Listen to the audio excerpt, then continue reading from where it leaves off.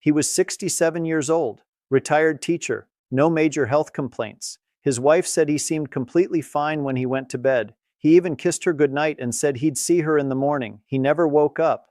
And here is the part that still haunts me. When the autopsy came back, there was no mystery. The cause was clear. His heart gave out between 2 and 4 in the morning, a massive coronary event during sleep. And when I looked at his history, I already knew what had happened, because I had seen it dozens of times before. The trigger wasn't a blockage that appeared overnight. It wasn't bad luck. It was something he had been doing every single evening without a second thought. Something millions of people over 60 do right now, tonight, without any idea what it's quietly doing to their heart while they sleep. I'm Dr. Franklin. For 23 years, I have worked as an interventional cardiologist. I have threaded catheters into blocked coronary arteries. I have restarted hearts. I have sat with families at 5 in the morning and delivered the news that nobody should ever have to receive. And the most painful part of this job is not the emergencies. It's knowing almost every time that it could have been prevented, not with surgery, not with expensive medication, with information, simple, specific, actionable information that nobody bothered to give these people in time. Tonight, I'm going to give it to you because you still have time. And what I'm about to show you isn't what you're expecting. Stay with me. Everything changes in the next few minutes. Before we get into the habits themselves, I need you to understand something about the biology of what happens inside your body after 60. Because once you understand this, everything else I tell you will make complete sense. Your cardiovascular system runs on rhythms, daytime rhythms, nighttime rhythms, hormonal cycles that shift every few hours. During the day, your body runs what I call full crew operations. Your stress hormones are managed. Your blood pressure fluctuates within a safe range. Your nervous system has multiple backup layers to compensate if something goes wrong. At night, that changes dramatically.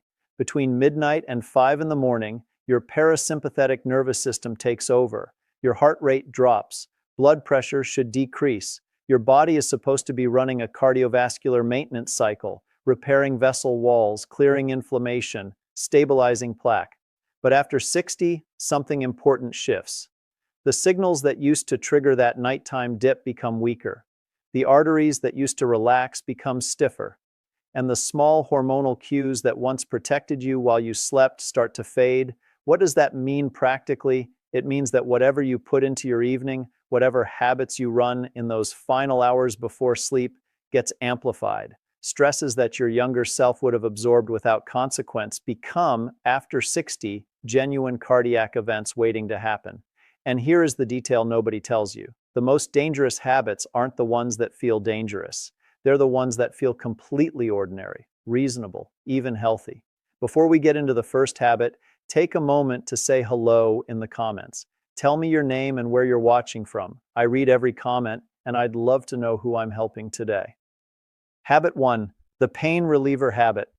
I want to ask you something, and I want you to be honest with yourself. Do you take ibuprofen, naproxen, or any over-the-counter anti-inflammatory before bed? Maybe for a bad knee, a sore lower back, arthritis in your hands that flares up by evening. If you answered yes, you are in very large company. Millions of older adults do exactly this, and the reason makes complete sense. The pain is real, the relief is real, the pill works. So what's the problem? The problem is what that pill is doing to your cardiovascular system overnight, at the exact hours when your heart is most vulnerable. Non-steroidal anti-inflammatory drugs, the entire class of drugs that includes ibuprofen and naproxen, do something very specific and very dangerous inside your blood vessels. They cause sodium and fluid retention. Your body holds water it should be releasing. That retained fluid pushes your blood volume up, your blood pressure follows, and that pressure doesn't just rise during the day when your body can manage it, it rises at night, during the hours when your arteries are supposed to be resting, during the hours when even a modest pressure increase hits vessel walls that are undefended and unprepared. Studies have found that regular NSAID use raises blood pressure by an average of 5 millimeters of mercury.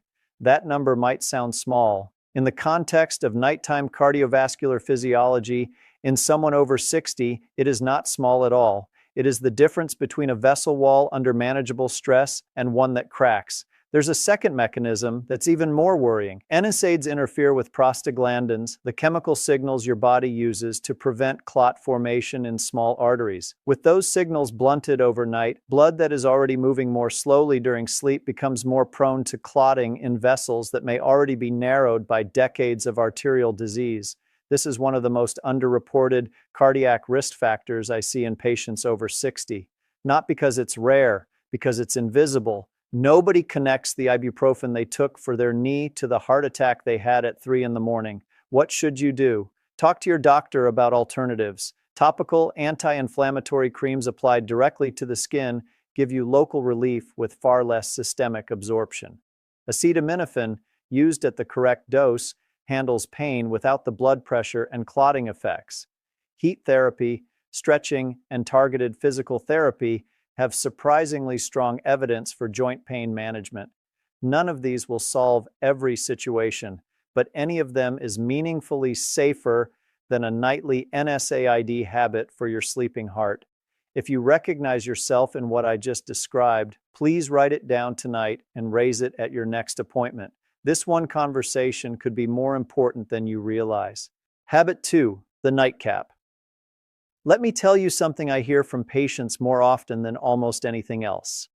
I have 1 glass of wine before bed. It helps me relax. It's good for the heart. I understand where this belief comes from. For decades, headlines told us that moderate alcohol use was protective. Red wine especially, resveratrol, antioxidants, cardiovascular benefits.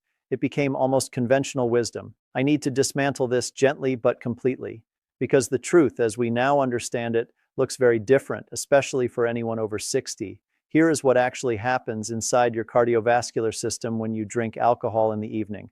The first effect is what most people feel: relaxation, a drop in anxiety, an initial drop in blood pressure. Seems harmless, seems good even, but alcohol is metabolized by the liver over several hours, and as that process completes, somewhere around 2 or 3 in the morning while you are deeply asleep, the effect reverses.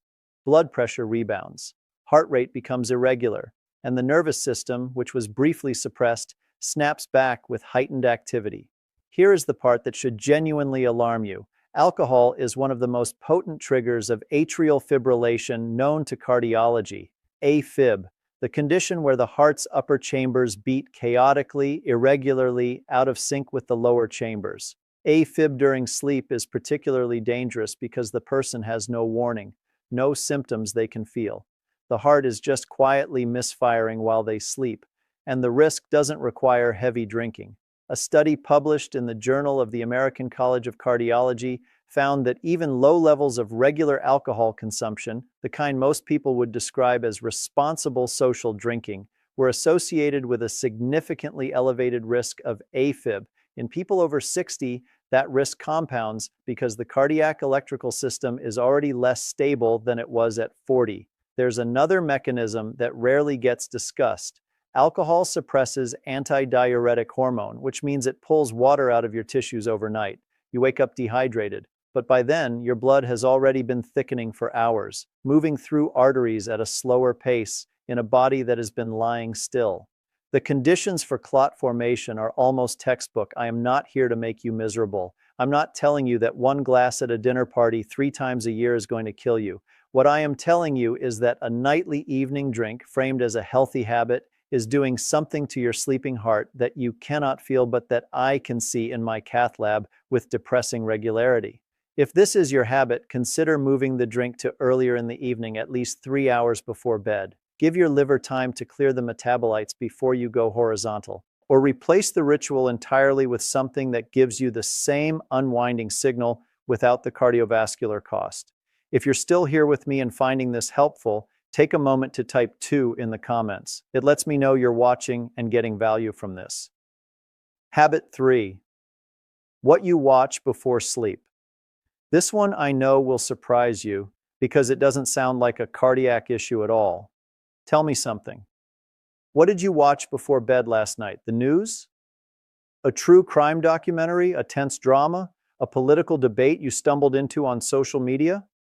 I ask every patient that question now, and I've started asking it because of something I've seen too consistently to ignore. Here is the physiology. Your body cannot distinguish between a genuine threat and a perceived emotional threat.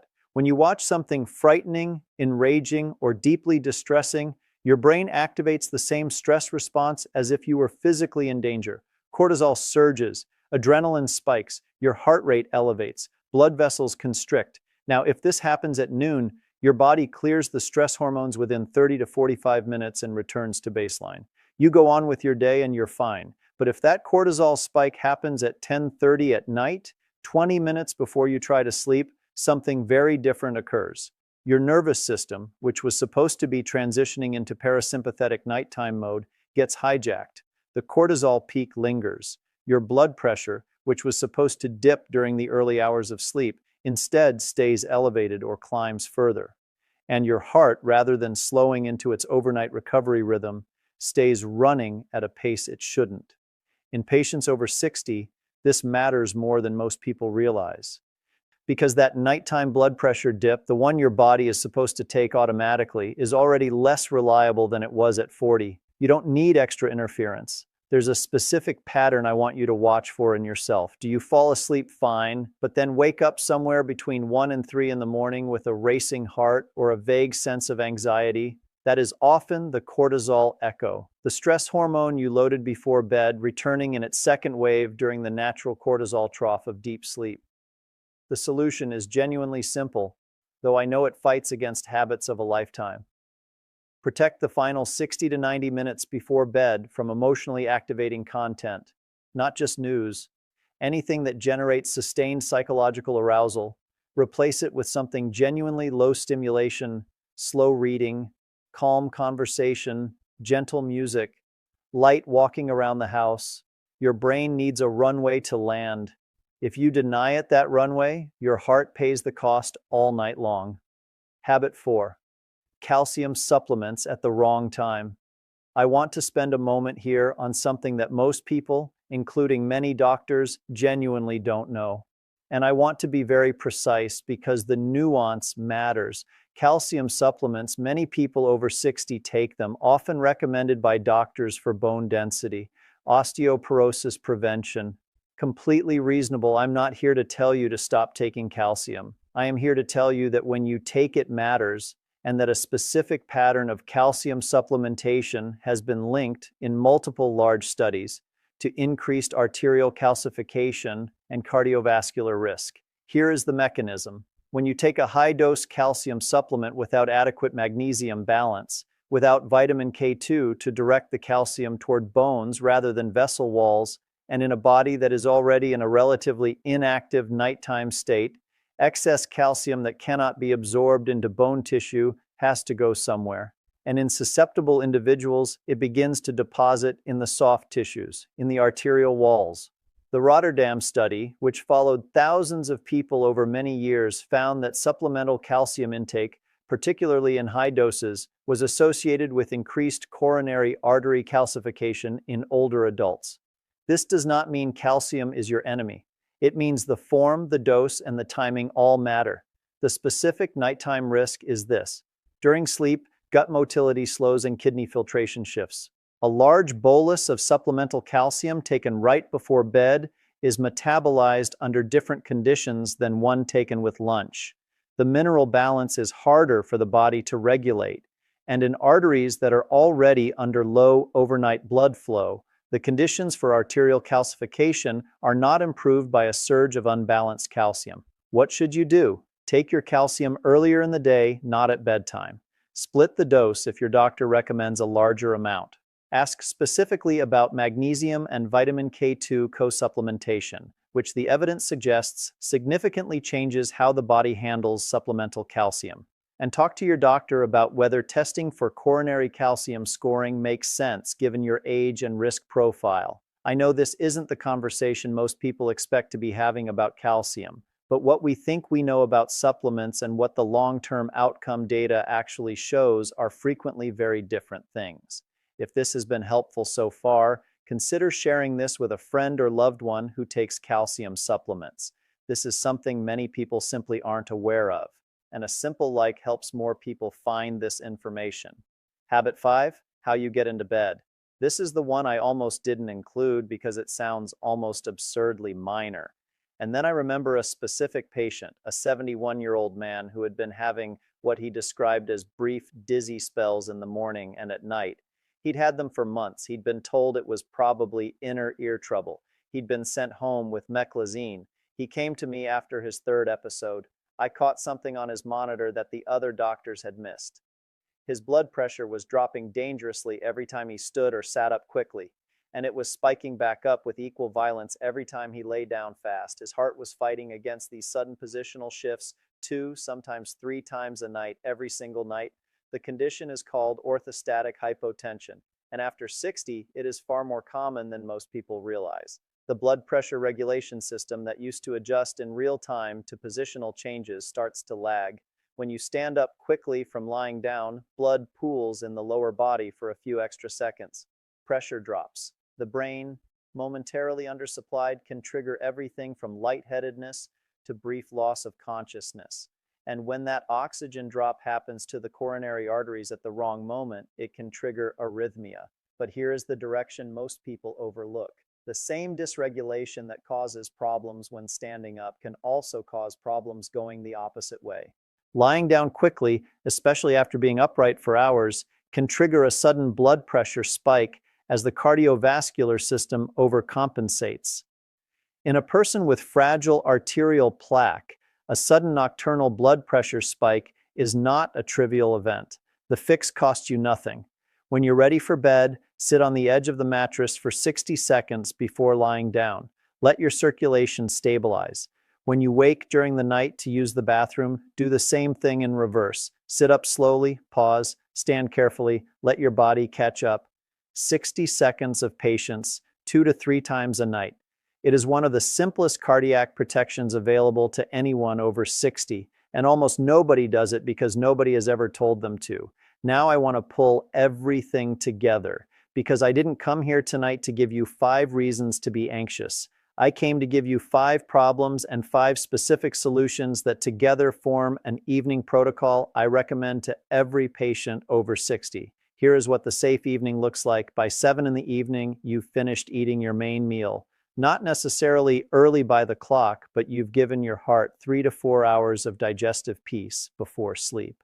Also by 7, if you take pain medication for joint discomfort, you've chosen a safer alternative than an NSAID, a topical gel, acetaminophen, heat therapy. Your nighttime blood pressure thanks you. If you enjoy a drink socially, it has already happened earlier in the evening, not as a bedtime ritual. Your liver has had time to process it. Your AFib risk tonight is meaningfully lower. By 9, your screen content has shifted, not off necessarily, but down-regulated, something calm, something that doesn't spike cortisol. You are giving your nervous system its landing strip. Your calcium supplement was taken with lunch, not now. What you may take now, if your doctor agrees, is magnesium glycinate, one of the most bioavailable forms which supports vascular relaxation and has excellent evidence for improving sleep quality and reducing nighttime blood pressure variability. By 9:30, your room is set. Between 18 and 22 degrees